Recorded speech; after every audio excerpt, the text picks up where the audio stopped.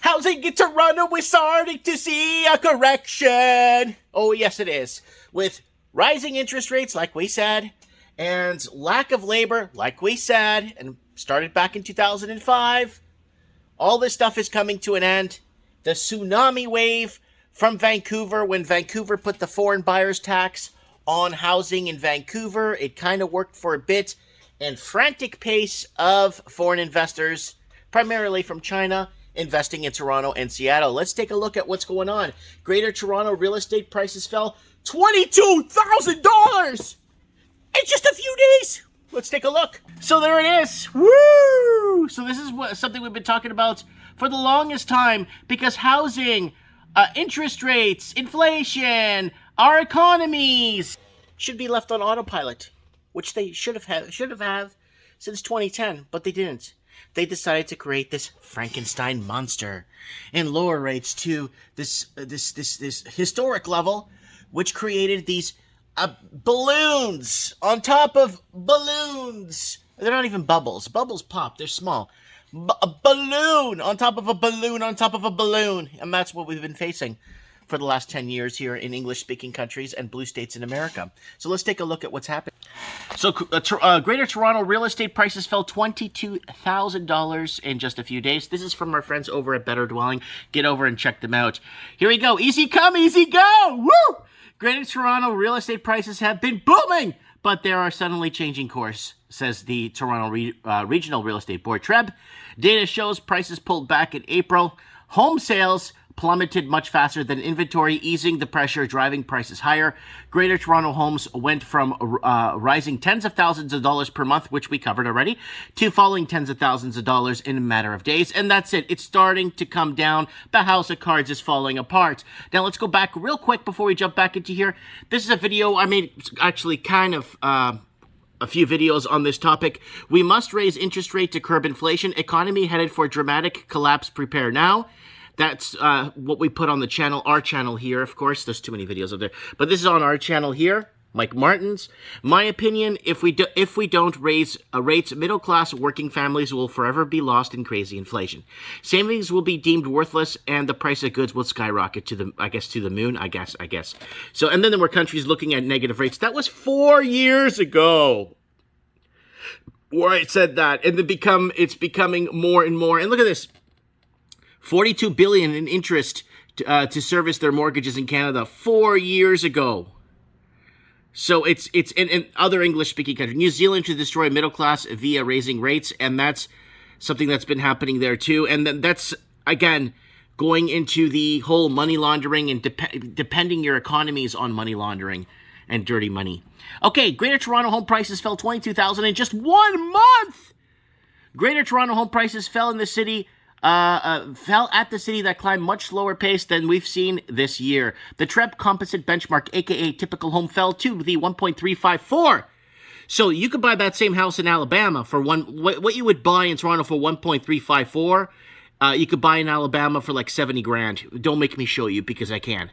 In April, down 1.6%, 22,000 from the month before. In the city, Toronto benchmark reached 1.373 million, up 0.6%, 7,600 from the month before. The movement might seem mixed at first, but the common trend is a very sharp drop in growth. So there it is, Toronto benchmark price. There's the elephant trunk. We've seen it before. When was it? What was it in? No, okay, this is okay. I thought this was going to go back to the last 10 years, but it doesn't. But there it is right there. There it is. There's the correction you're starting to see here. And prices cannot keep going up. And I'm going to tell you guys how prices can keep going up, okay?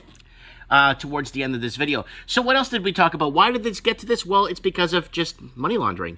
Chinese housing wave tsunami has hit Toronto and Seattle, and I'm here in Vancouver telling you guys what's going to be happening. That's 5 years ago, and that's me telling you guys what's going to be happening in Toronto. My opinion, yes, the wave has hit. Hope you bought last year. Chinese money is leaving Vancouver and heading for Seattle and Toronto. Everyone in the middle class or working poor, I think, will be affected by it. I don't know what it's saying there, but it just goes into more and more of this discussion that we've been talking about here. So let's go back to the article here. So Home prices. So home prices have seen annual growth decelerate fast. Greater Toronto real estate is also seeing an annual growth deceleration very quickly. Last month's annual growth of TRREB is plus 3.5% was 4 points lower than reported in March. The City of Toronto, 25.6, saw more modest 2.5 points deceleration, while more modest losing a tenth of growth in a matter of days isn't something to look over. Sorry. Greater Toronto benchmark price change. There it is. There's the GTA. And that's not Grand Theft Auto. This is in percentages here in the Greater Toronto area. So there it is right there. So let's go back to why this growth happened. So we discussed this in depth. Canada would be in a recession without money laundering. Canada was too dependent on selling homes to Chinese investors. That's what it was, plain and simple. And now Canada's in a lot of trouble because how lack of affordability is scaring new migrants away into moving away. So that's a big issue because they need these people to come in, buy these homes, and work as slaves and basically pay off a $1.3 million home that you could buy in Florida for like 70 grand. But let's move on. Now, this is it right here. This is where we were starting to see the troubles. Let me see if I could find exactly. Toronto mass exodus is real. That's 1 year ago. This is the one where you start to see things go super nuts. It did 4 days. Canadian housing, not for Canadians. Toronto penthouse condo sells for $16 million. And then there I am showing people houses in Alabama for basically nothing. A portion. And I made a very self-explanatory, simple video explaining why housing in America is always going to be, in the red states of America, will always be cheaper and affordable. Because wages are tied to real estate prices and home prices. That's it. And that's why you see houses for under 100 to 170,000 with a reasonable sized lot and room to raise a family. And that's what most Canadian middle class people want, is to live the American dream in Canada. But Canadian housing is tied to money laundering, and that's not it won't work. All right, let's keep going here. So let's go back to the article. Greater Toronto home sales fell 41% in April. Greater Toronto, that's the GTA, folks. Greater Toronto home sales suddenly shrank after a heated first quarter. TRREB reported just 8,008 sales in April. So people aren't buying. A drop of 26.9% from a month before. Sales came in at 41.2, lower than last year, excluding April 2020. It was the fewest sales in the region since 2018. Falling sales aren't unusual in markets with low inventory, but that wasn't the case this time. The inventory levels are improving. So you're going to start to see an oversupply in the market. Greater Toronto sales and new listings. So sales to new listings. So this breaks it down right here. There are your sales, and there's the new listings right there. And there are the sales, should be right, there it is. There's your sales, and there's your new listings right beside it. So you could see how wow, look at this. Is back in 2017. I remember this. This is when we had a lot of new listings and we're getting a glut of oversupply in the market. I think this is going to continue going forward unless something happens, and I'm going to get to that for you guys. Toronto home sales fell faster than inventory, releasing pressure. TRREB reported that fewer new listings, but the decline wasn't nearly significant. As the drop in home sales, new listings came in at a healthy 18,413 units in April, down 11.7% from the last year. Since 2015, only 2 Aprils have seen higher numbers of new listings. So that's very important. 2021 and 2017. And it fell less than sales, but the number of listings was above typical for the period. Right? Home sales falling faster than new listing means less pressure on inventory levels. The new sales to new listings ratio, SNLR, fell 43.3% in April, meaning that the market now on the low end of the balanced, right? So we made videos discussing this way before, like not before these guys, but like that Better Dwelling made before, that we were discussing back in 2017 and 2018. And an SNLR between 40 and 60% is considered balanced, where home prices are suitable for the level of demand. Below is a buyer's market where prices can fall, and above is a seller's market where prices can generally raise. General Toronto real estate slowed last month, and it's not a total mystery. Demand is eroding due to higher rates and buyers' exhaustion. This has led to healthier levels of relative inventory, allowing price growth moderation. Economists warn one price slow or fall, more investors will be motivated to sell. Motivated seller! Considering investors represent over a quarter of the buyers, that a lot of potential inventory can drive prices lower. So a lot of investors, that's a 0.25%. I'm thinking it's a lot more than a 0.25%.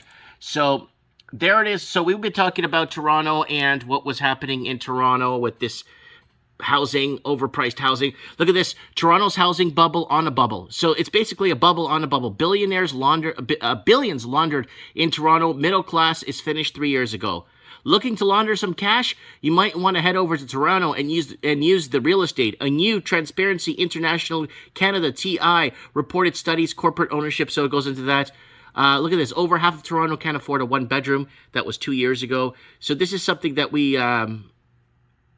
talking about. Look at that. Toronto wins poverty capital of Canada. So it's been growing for a long time. Now, guys, let me explain to you and show you guys why we had a big housing market in 2018, because a flight of capital of 43.6 billion. This is what they know of. It's actually 200 and something billion from Hong Kong to Canada during the pandemic. So during the pandemic, we had the hottest housing market in history, basically in Toronto, Vancouver, and all these places, because billions of dollars were coming in, and Trudeau played the card on both sides. Not pissing off the Chinese too much, but getting the Hong Kongers on our side. Now, how could they stabilize housing in Canada and get it to $2 million on average per home? Is if Canada could land this Taiwan deal. Canada needs to land this deal with Taiwan and get millionaires and billionaires and corporations over here, further impoverishing the Canadian middle class.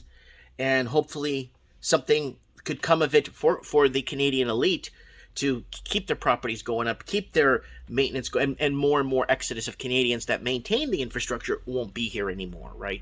They'll just move south to Alabama and buy a house for 70 grand and not have to worry about working as a slave for their entire lives just to own a home.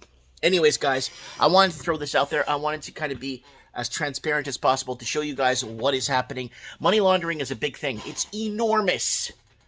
And if you search across the channel here, you'll find a lot of stuff that we've been talking about since 2012. First channel was terminated in 2012, and then I got back in 2012 just talking about the same thing, and we've been here since, right? And I've been suspended many times. I just came back from an 11 suspension. So you could find me on Rumble, Odyssey, Brighteon. I'm pretty much everywhere. BitChute, I'm everywhere now. So guys, check it out. Let me know what you guys think in the comments below. I'll see you guys on the flip side, and I'll see you guys on our live show of Mike in the Night. God bless. Mike Martins here. I have spoken.